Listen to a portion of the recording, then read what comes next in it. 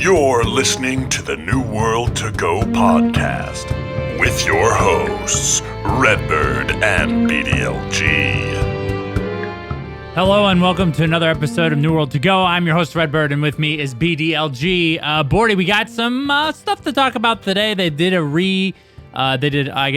patch 2, as we all assumed that would happen on the PTR. We got a lot to talk about there. And then, of course, we got a little bit of I don't know what these videos are, dude. A Valentine's video from New World on Twitter we just got, so we'll discuss that a little bit there as well. But, Bordy, it's good to be with you today, dude. How are you doing, man? How are you faring in New World? Yeah, I'm doing good, man. Just it's a little bit tough right now in the world of Eternum, watching everything happen. The server populations are definitely going down a little bit, but it's okay. I think they're going to bounce back at some point, man. There's some good changes on the PTR too that we have to discuss, like you said, and I think those are going to help some things. But I'm still waiting for a big content update at some point, but hopefully they fix things a little bit before we get that. Yeah, and I think that's the idea behind this February patch. They did fix quite a few concerns that we had with the upcoming patch, so that's good. We'll talk about that right after. Let's just go right into the news here, Bordy, with our Valentine's video. All right, man. Well, we had mixed emotions on the HGTV videos that they put out for Eternum. Just it didn't really fit the vibe, I guess, is what we would consider on the thing. I think it's fine to make some comedy type stuff occasionally, but I don't know how much it ties into the overall, I guess. What do you think? Temperature or climate that New World is currently facing at this moment? But they did put out a video that shows a Valentine's Day, retreat for Eternum couples. So, me and you watched it together just before the podcast. These are I don't know, man. I get it. I understand it's content. Eternum, I think, or New World to a lot of us paints this dark picture. I think they have a very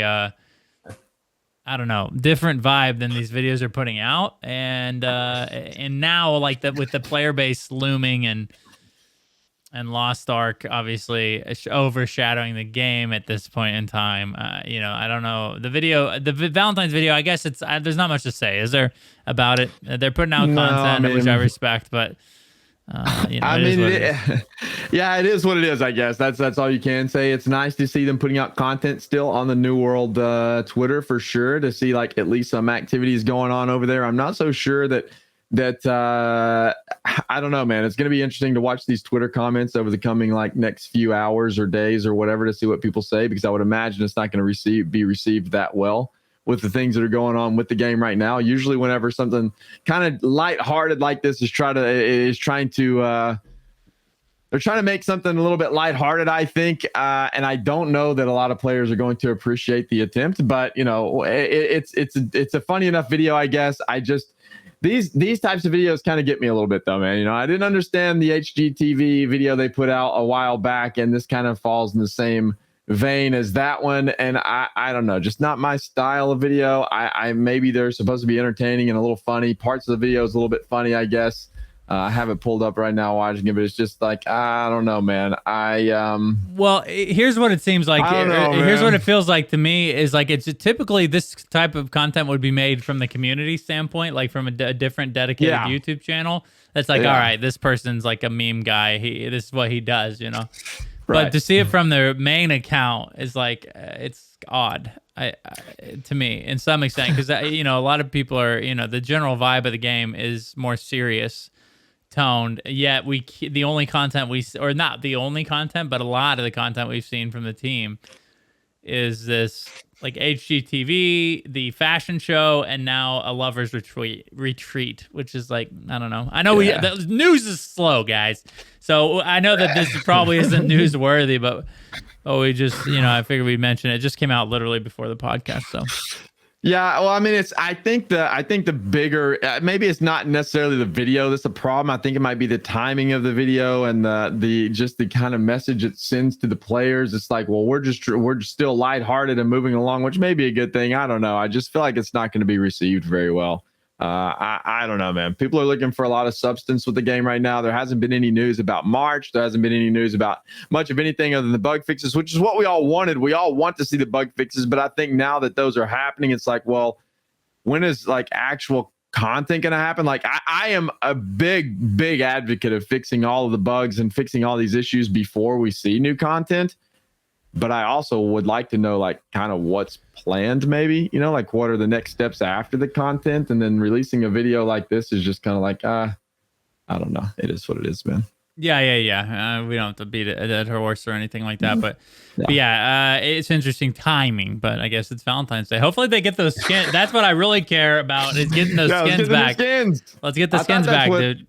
I thought that's what the video was going to be about, was announcing the skins, and then it wasn't, and I was just kind of like, okay, well, all right. Yeah. I mean, I want here's the thing is one of our community members, Herm, keeps flexing on me with his suit. He's got the Valentine's Day suit, I think. And so then we can't get it, and I want that suit. And it's I guess, dude, I want to be able to have some of those masks are dope. And some of the weapons look really cool too. So hopefully they get that figured out soon. Maybe even today, since it is Valentine's Day. It'd be a great time to put them back up there. But maybe. All right, dude. Well, let's hop into the meat and potatoes of this episode, and that would be the changes to the PTR. All right, brother. Well, we're going to hop right in here, boys. They listened again. This is something I think that if anything is like one of the more positive things to come from New World is how well they implement player feedback into these changes that they're making. Yeah. On the PTR. I lost the notes here, so I got to go find them real quick. I linked them in here. Perfect. Okay, so basically, one of the main concerns, Bordy, I think, was Gravwell. I had made a video about it already, and it turns out that video is now dog poop because they made changes to Gravwell. Everybody, looks like the player feedback was considered. So we'll start there because I think that was one of the main things that people cared the most about. So the gravity passive has now fixed a bug that prevented ability from functioning, but Gravwell, now this is the way it performs prior than before. The ability has been reworked from the previous version. It has improved pulling tech to more reliably pull foes to the center, so I would assume just a stronger pulling force. Foes who are pulled to the center of the vortex are rooted for 1 second. So there it goes. You got your root back, and that's only in the center, I guess, but it seems like it'll more reliable pull people there. So you really, dude, it's like more of a 1 second route because the ability will spend time pulling the enemy to the center, which is an even further route I would consider. Increased slowness from 55 to 60, not a huge increase there. Slow field duration restored to 3 seconds so that it will last until the entire duration of the ability until the end where the explosion occurs. So there you go, dude. To me, Gravwell's looking pretty powerful. I don't think it was not usable before. I think it was still usable, but obviously the strength of Gravwell's coming back a little bit. Yeah, I mean, I think Gravwell was strong, no doubt. It's a strong ability, but the problem was you still have escapes out of Gravwell, right? Like the way it is now on live, you can still get out of Gravwell if you time your abilities correctly. And I think that's where the kind of the uproar from the Great Axe users came into play, was kind of the way they nerfed it or changed it on the PTR. It felt kind of bad. It did kind of suck you in or pull you in a little bit faster, but it was just kind of like it was a weird change, man, to me, because whenever you look at all the other weapons and what they have to offer, and then you look at Gravwell, it was just kind of odd because there is an easy way to escape it, and then on the PTR you could literally just walk right out of it. The changes were kind of weird. I'm not so sure. Like, I don't know if the route for Gravwell is merited though. Like I think they may end up changing that a little bit maybe, but the problem, I guess the counter argument to that is that you do get a root from a lot of other weapons. Like you get kind of an AoE root from the Scream and from like Ice Storm and all of those things. So, or not Ice Storm, but Ice Shower. So it's like there is, I think that's the argument, but the Gravwell is like such this big, huge, like AoE. You know, it's massive. You can catch so many people in it. I think it's not as easy to dodge out of as something like, or run around as something like an ice shower. So the route's kind of odd. I don't know. I don't know about the 1 second route. I think it might be like crazy strong now, but I do like the fact they listened and that they reworked it, because before it was just kind of these unmerited changes, in my opinion. So I'm glad that it's changed back, man. We'll just have to see how this plays out. I expect it to get tweaked again before it comes off the PTR, though. Yeah, I mean, you know, the thing of that's challenging about Grav, I talked a little bit about it in that video, was basically it's a ranged ability. Like, you can chuck it across the map and create a route. Yeah. Where a lot of the, you know, the current routes are, you know, the cone of Scream is pretty large, but not anywhere near the size of Gravwell. And then Showers, of course, is a nice little strip of ice that you can pull across like an AoE. But nothing, it's all in melee range, basically. You have to be within melee range to get that to land for the most part. So Gravwell, that's why it's so challenging to balance, in my opinion, is because it is a large area of effect that, you can throw at a large group of people and hit them. Yeah. And that's why I think it was almost fine the way that they changed it. I know a lot of Great Axe users specifically were concerned about it, but you know, it did slow people. And if they're slowed, you can rush in there and hit them with the hammer, or because you cannot dodge until a certain period of time. And now, I think maybe the change could have easily been like, okay, well, the slow duration lasts the entire length of the ability. And that allows you to follow up with a stun or an AoE from the hammer. And you hit that 100% of the time. Because really, like, the problem with the hammer right now is you can just dodge them, right? But if you're in the Gravwell, you can't. So, I don't know, man. The ability seems really strong. It may get another, like, slight nerf before it comes live. But who knows, man? Maybe this is where they want it to stay. Yeah, I don't know. I guess we'll wait and find out. I think that the route is the only thing on there that I see that may be a problem. Everything else that they changed back, I like. I like the slow fill duration restored to 3 seconds, so they'll last until the explosion occurs. I think that's good. Foes who pulled into the center of the vortex are now rooted. That's the one that I'm not sure about. Increased slow from 55 to 60% is good, and then improving pulling tech to more reliably pull foes to the center is great, right? That's kind of what Gravwell is supposed to do. If you're caught on the edge, it's supposed to suck you to the center, give you a severe slow, maybe for the duration until you get hit by the explosion. But I do think that if you get pulled in there, you should be able to use an ability to escape Gravwell, which is how it kind of was.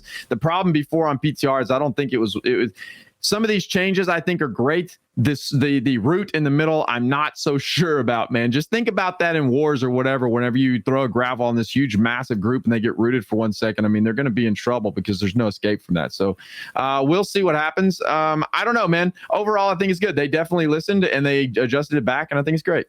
Yeah. So Rapier also got some changes, further nerfs, you know. I mean, they didn't. This is what was surprising to me is they put out that first PTR patch, and they didn't mention Void Blade or Rapier. Well, we got some of that because Rapier got nerfed pretty heavily. Riposte cooldown was reduced from 12 seconds to 18 seconds. Evade from 6 seconds to 12. That's a pretty big change, dude. Yeah, it is. That's probably the biggest change in the Rapier category. Because of the stamina increase you got from each evade, you could literally, basically iframe everything. So they did double the cooldown on evade, and then Fletch, 17 to 20. Not a massive deal. I don't even know if Fletch is really that big of a problem. I mean, it's mainly evade, the amount of uptime you had on evade that could get your stamina back and allow you to keep iframing things with dodge. I think that was a gigantic problem. Zaru put out a video, and we talk about it a lot, that a Dex player with max Dex and medium armor can just iframe everything. Like, literally just keep iframing and keep dodging. And that's not good gameplay at all. You know, and no, another thing is, the Rapier life staff build is basically unkillable. These are good steps in the right direction. I think these Rapier changes. Yeah, this is one thing that tilts me off the face of the planet whenever I'm playing in OPRs or whatever. I just won't fight a rapier user that's just constantly running. They're not going to kill me, but I'm not going to kill them either. And there's no way to catch them. And oftentimes in OPR, what you'll see is these rapier users taking on 7-8 people at a time. People chase them around and they're literally not dying. They can get caught maybe once in a CC, but then they literally are invulnerable for the rest of the fight, and they don't die. And so it's just this running cat and mouse PvP game that is not fun. It's not a fun meta. It's not fun at all. And I have been, preaching for an increase in cooldown on evade or reducing the amount of iframes that a rapier user gets or something. So whenever I read this the first time around, I was so happy. I was grinning from ear to ear because this to me is incredible. I know some rapier users are going to be tilted. Some people aren't going to like this, but bro, for the health of the game, I think this is amazing because that meta of just evade, invul, that is not fun for anyone except for maybe the people using it. But then even then, all they're doing is running. It's just running. It's like, oh my gosh, bro, it's so awful, man. So thank goodness. I definitely think this is going to shake up the meta quite a lot. I don't think a lot of people are going to run rapier on their back bar anymore, and maybe they'll use rapier more for damage, which I think is better than this huge defensive ability that you can just use it for to get away all the time. I, for one, am super happy to see these changes come in for these second round of patch. And really, correct me if I'm wrong, like rapier, like most weapons only have one mobility ability, if that. And I think one of the things that make rapier so crazy is it had two, like really strong ones. Evade is definitely a massive problem. So that got hit pretty hard here. Hopefully it makes a difference in the meta for sure, like you're saying, because it is toxic, bro. It's not fun fighting rapier players at this point. There is no punishment for running a rapier. You basically you get yourself in bad positions and you'll get away easily if you got the rapier on your back bar. Void Gauntlet, petrifying scream reduced from 15 to 25 seconds. Orb of Decay, which we'll talk about before I go on a rant. I'll clear up what happened. Base ability damage reduced from 100% to 90%. Detonating orb reduced from 100% to 70%. So there you go. The screen changes seem significant on paper, but they're not, Bordy, because the cooldown reduction of the Void Blade. Again, the Void Blade is the main problem with the Void Gauntlet right now. It is one of, if not the best melee weapons, which is weird considering most of the game's weapons are melee. So you have a magic weapon that not only is very good on a back bar of a support, or really good on a mage. And so not only that, but you got it really good in support, really good on a mage, and then really good as a melee player. The Void Blade, it's so odd that it's gotten zero, not even like looked at for damage reduction at this point. The Scream, it seems good, but if they're using the Void Blade, dude, that cooldown is reduced anyways significantly. It will be good against Ice Gauntlet or Void Gauntlet, Ice Gauntlet, because I don't think a lot of them use Blade. So that will nerf that build a little bit, but Ice Spike got hit. So, that build may not even be good anyway. So very odd changes, but dude, I'll tell you something. When I saw Orb of Decay nerf, I tilted a little bit, dude. I love that. I like that ability. It's like, what's wrong with the ability? I don't know, dude. I know who's complaining about Orb of Decay. It really, no one's complaining about Orb of Decay. It's like, I like that ability. I used it a lot. I was an early adapter of it, and then to see it nerfed for no reasons, like, I don't understand. It's good for healing. I know they just hit the damage, right? But like, you're not getting a massive damage, like spike damage from an orb. You know what I mean? I don't know. No, that one confused me a little bit too. It's basically like a fireball, but you have to double click it. It's a skill shot fireball. It does about the same damage as fireball. I don't know. Maybe. Well, I think a lot more people would be very, very, very happy if that Orb of Decay change was changed to Void Blade. Yeah, decrease the damage by exactly. It's like maybe they just it was a typo, dude. Maybe it's a typo. When they said Orb of Decay, maybe they meant Void Blade.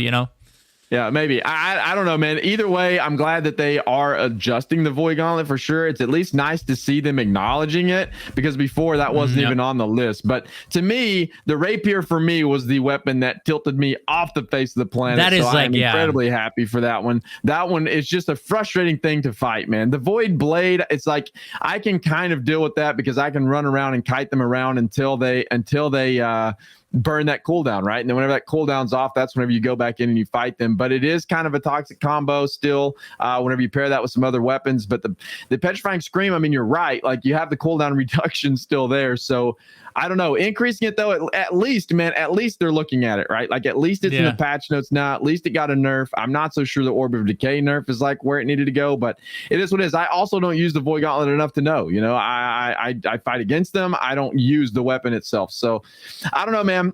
We'll see how this plays out on live. Now the meta shakes up. I think a lot of people are still going to be using the Void Gauntlet, no doubt. But I hope we'll see less rapiers. Like these nerfs are insignificant for Void Blade users. And again, the Ice Blade, you'll use it on the back bar for healing 100% in dungeons still, just because Oblivion is like extremely powerful. So yeah, I don't think the Void Gauntlet's going anywhere. Yeah, I don't even know. At least they did something to it, right? But obviously, I'd rather them be a little bit light-handed than heavy-handed, honestly. So maybe they'll see that these changes aren't quite enough and move on. Yeah, and again, this is only the second patch on the PTR, so I think the PTR probably still has another couple of weeks sitting out there, and I'm sure we'll get another 1 to 2 patches probably before maybe it lands. Maybe 1 week. Oh, it's already the 14th. Yeah, today is true. It probably this may be we may see this push live then next week. Yeah. I was thinking, man, dude, February's already halfway over. Holy crap, bro. Jeez, man. No, bro. Yeah. Time flies. Yeah, you're probably right. We probably have one more week and then it'll push over. So we may, I'm sure we will still see some changes though happen to some of these. No, I think we'll get one more. I do. Yeah. I'm not sure how significant it will be, but we'll get one. Another big change here, Bordy, is the travel cost with Azoth. They just keep reducing this, man. Fast travel from town to shrines will now have a base cost of 20.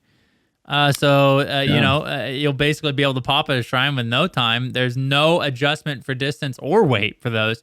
And then recall time from in has reduced from 1 hour to 30 minutes. So, just allowing people to move around Eternum a little bit more efficiently here. Azoth hasn't been a problem for a while because you're getting so many vials. It seems like now Azoth is going to be just basically, for the most part, a crafting thing, right? Which I think is fine. Yeah, I think so too. But I'm just saying, like, it seems like they're moving in that direction where the Azoth bottleneck isn't as significant for travel, which I think is great because, dude, there's nothing less fun in a video game than to be able to being held back by something like that. Like, not being able to fast travel. So then I got to spend the next 15 minutes running. Like, nah, I think we're past that in the MMO genre at this point. Well, here's the problem, right? The problem is not for us that are at in-game, because us at in-game already have tons of Azoth. It's never a problem for me anymore. I can do whatever. I have tons of vials stashed away in the storage. So whenever I need Azoth, I just pop some vials and I go on, and then I get more vials from running dungeons or whatever. It's not a problem. What is a problem is the questing experience in early game. So whenever you have new players coming in and you get bottlenecked because you can't travel from point A to point B to go complete your quest, that's a problem. And that sucks. And that is a very off-putting to players whenever they're trying to travel around in quest. I remember that point in the game. Whenever I was trying to travel around in quest, I was like, crap, I don't have the Azoth. Now I've got to run halfway across the map just to finish this quest. That's not fun. Well, now this absolutely helps that, and I'm excited to see this come into the game. For us, it's not going to be as significant, but for players that are trying to quest and level, it's huge. They are going to adjust the fort buffs that you get for like First Light and is it Monarch's Bluff, or whichever one gives you the other update, or the other reduction in Azoth cost for travel. They're gonna have to redo those and give us some other fort buffs for those, which they're gonna do. But This is a big change, man. I personally wish they would just remove it altogether. Like, why does it even need to cost Azoth to fast travel, man? Just remove it. Like, I don't understand. Well, they're heading in that direction for sure.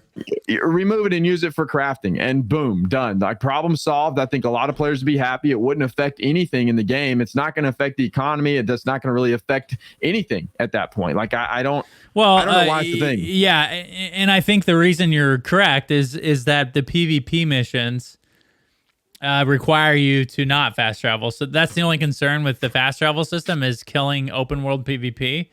And right now there isn't a lot of it going on outside of people grinding tokens for those quests, or for your faction vendor to get like the stuff for the orbs and stuff. But or to push the territory, which, you know, again, you have to do PvP missions to push the territory. Therefore, you can't travel during that time anyway. So I think that bar is fine to keep it, keep the PvP stuff limited, because you do want to create choke points and meetup spots where people, have conflict. But outside of that, yeah, there's no reason to really have a limitation, I don't think. So hopefully they slowly move away from that. The housing taxes, dude, another big change here. They updated housing taxes. And again, the taxing system really, on paper, looks good, but really has just shown to be a big trouble for the game. So they are adjusting that. Updated housing tax minimum ban to 0.1%. That's down from 5%. And they updated the housing tax minimum ban to 1%, down from 10%. So really good changes there. It sucks to not, dude. I'm buying a big old house now, boy. You better believe I'm gonna have 3 of those $20,000 houses, boy. I'm gonna be up in there, I'm gonna hoard as much stuff as I want until I fill up, of course, again, and then have to delete everything or sell everything, just like I do now. But the thing is at least now I'm not, that system made 0 sense to me, because it's like, these people who are already rich are getting way more rich off of me. I just want to own a house because it's literally required to play the game. I have to own a house to get trophies up for my dungeons. No one's going to want me if I don't have full trophies. Loot, luck, harvesting, gathering, you name it. Anything in the game requires you to own a house. And then I'm getting taxed at 20% back in the day, of course. Dude, that adds, if you own the big houses, bro, that's a lot of money. That's a lot of money. Expensive. So it's nice to see that they're doing this, but still those people are going to get rich because it adds a 5 times coin thing from the housing. So I think it's a great middle ground, at least for now. Yeah, I mean, I like the direction they're headed with all of this stuff for sure. I think it's going to take some time for them to adjust this to where it actually needs to be. I think the territory control system in this game is not great at the moment. I think it's been proven time and time again. People are getting mad and leaving the game because of the way territory control works and because of the way people are getting so far ahead, which has been a concern for us for a long time. Even back in the day, man, I remember whenever we were doing this podcast before the game was even out, and we were talking about the territory control system, and one of our concerns, Red, was that these companies were just going to create these shell companies and then own the entire map. And New World came out multiple times and said they had mitigations for that, but it hasn't worked. Whatever they're doing hasn't worked, unfortunately. And so now the whole territory control system is, in my opinion, a huge problem for the game right now. It's not good. People feel left out of situations, which is not good, to exclude your player base from certain situations that they'll never be able to participate in. Yeah. The gap between players is just ever growing, which is not good because gold is such a factor in the game. And now all these people are just getting crazy rich from this stuff. So I don't know, man. I went on kind of a tangent other than housing tax. I know that's what we're talking about, but I just hope that they, at some point, kind of get this stuff figured out, because right now, I think, for me personally, I feel like territory control is crazy. We play the game a lot. We can participate in just about anything we want to participate in, but it requires a level of dedication that not every player has. Not most players do not have, and I don't think it's working out very well. The territory control system and all that sounds great, but in practice, it is... Man, I just don't think it's going that great. So I don't know what the answer is there, but I hope they adjust it somehow moving forward. Yeah, I mean, it needs some attention for sure. I think, we talked a little bit. I'd like to see a little bit more features that the game is missing entirely added before they start to do a rework on that. But eventually it does need a rework. for sure. Maybe some like raids or a small group PvP like arenas to keep players distracted as you work and fix that system. But it's not working out the way that they intended. It can't be because, shell companies own most of the map now. They can tax as much as they want because there is no one that can win the territory away from them, which was supposed to be the initial stopgap, right? Enough people would want that territory removed from them that they'd join together and do that. But that's fine because that doesn't work because they have handshake deals with all the other companies that own territory. That's like, yo, we won't push your territory. You don't push ours. We'll charge max tax. You charge max tax. It's like, it's not great, man. It kills the game. Those people get fun out of it. And then the rest of the player base, which is like 99% of your player base at this point, don't get any fun out of it. It's actually oppressive to their gameplay. So it is. It needs a rework for sure. But I would like to see them maybe, if possible, if they could only work on one thing at one time, let's get a little bit more features that players can do to create more of a gameplay loop before you start taking out, spending all that time. Because what will happen is they'll spend the time reworking those systems. I'm afraid, and then they'll have it reworked, but the people that would have benefited from the rework aren't even around in the game anymore. So, that's one of the things I think they need to figure out in some capacity long term for sure. Because right now the systems don't work though. Yeah, it's kind of weird, man. There's a lot of things I hope that kind of get reworked. That's kind of the major big question mark in my mind right now for the long-term health and longevity of the game. I just don't know that system works great moving forward. If they have a 10-year plan for the game, I don't see that particular system working out for 10 years, man. Yeah, I don't either. I don't either. Yeah. So the Gypsum changes here, expertise. This is the thing about we had all had like kind of thoughts of that there was some timers or that reducing the minimum drop rate of a lot of these topaz or a lot of these gypsum, and it turns out it's true. There was, and now they've reduced them because it kind of felt bad to be doing these activities and not getting these drops, especially the topaz potion. Where I would always get like 9 out of a potion, and then it seemed like they stopped dropping. You're like, oh, what's going on?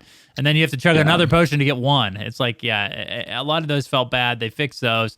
Umbral gains from cash have went up significantly. This is nice. From 3 to 200 to 100 to 400 now. Increased umbral gain from crafting from 1 to 85 to 25 to 100. Not that significant, but big. You provide another avenue to increase expertise by adding gypsum orbs on the faction shop. I think these will be limited per 1 per day. So that's good, because again, right now there's a massive gap between new players and people who've been playing since launch.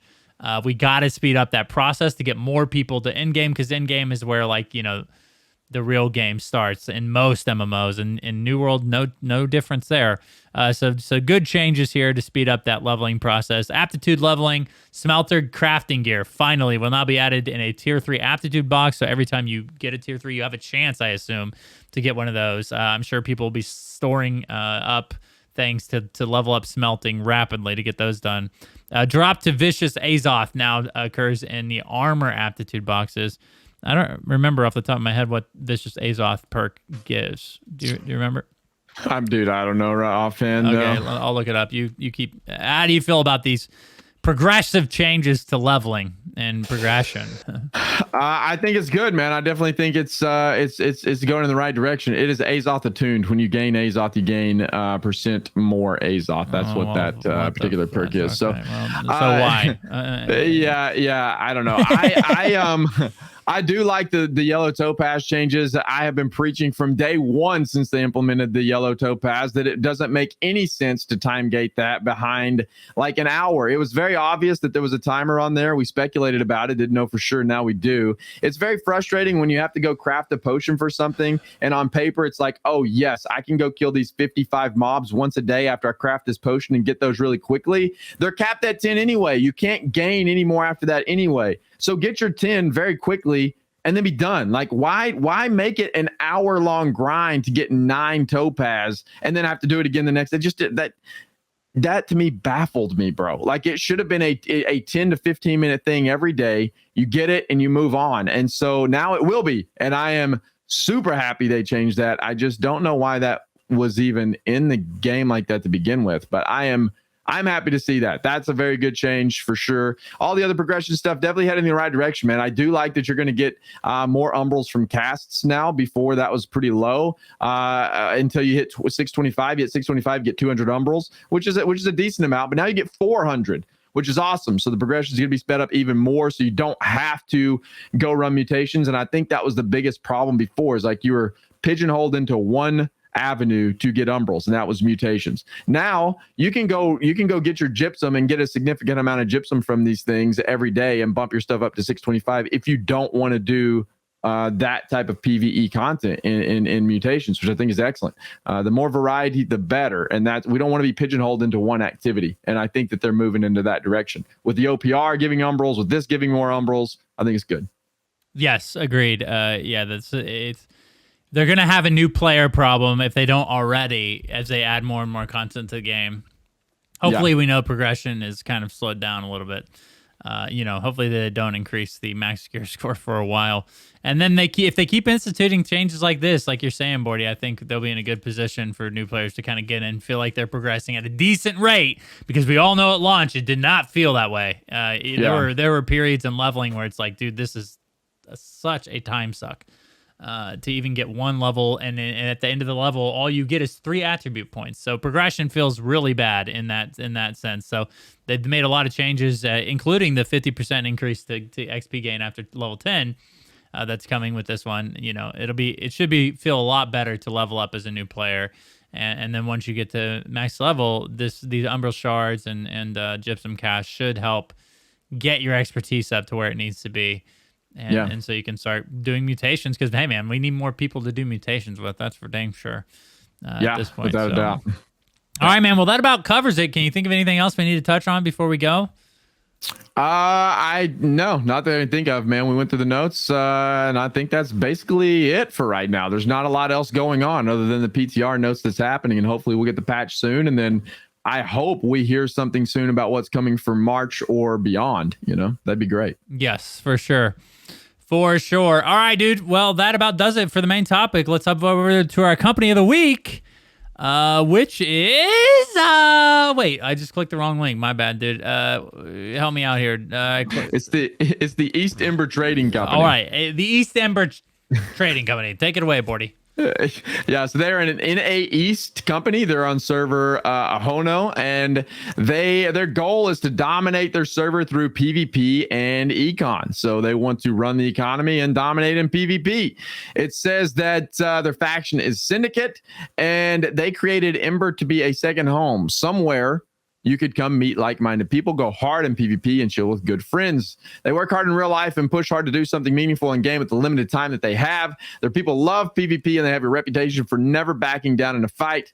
And we win, and we have the history to prove it. Bang. There you go, man. So if you want to be a part of a friendly, mature, and not toxic PvP community, there you go. It says they are very active. They play 30-plus hours a week on average. They do require voice chat, and they said during guild events, they do expect you to play specific comps and builds. So it sounds like they are very hardcore into PvP. They want specific comps and builds, etc. But they also sounds like they have a pretty chill and mature community. So if that fits your style, go check them out. The East Ember Trading Company. All right, and we thank you. We thank them for posting their company on New World Fans, and thank you to all our Patreon who continue to support us. We appreciate it. We got big things on the way for the Studio Loot stuff and New World, of course. So I hope you guys keep listening. We appreciate your audience, and dude, we'll see. I think next time, next episode 107, we might be talking about the patch hitting live. So exciting things coming, and then at that, dude, I'm hoping they soon let us know what's planned for the future. That's something that I think a lot of people worry about. Or are concerned about, is like, what's coming up. We really want to know what to expect from New World content-wise after the February patch. So hopefully we'll know about that soon, because usually once a patch clears the PTR and hits live, we start to maybe, within a week or two, hear about what's coming next. So hopefully we have some stuff to talk about that in the future as well. All right, guys. Well, we appreciate it. Thank you guys so much for listening. We'll see you on another episode of New World to Go.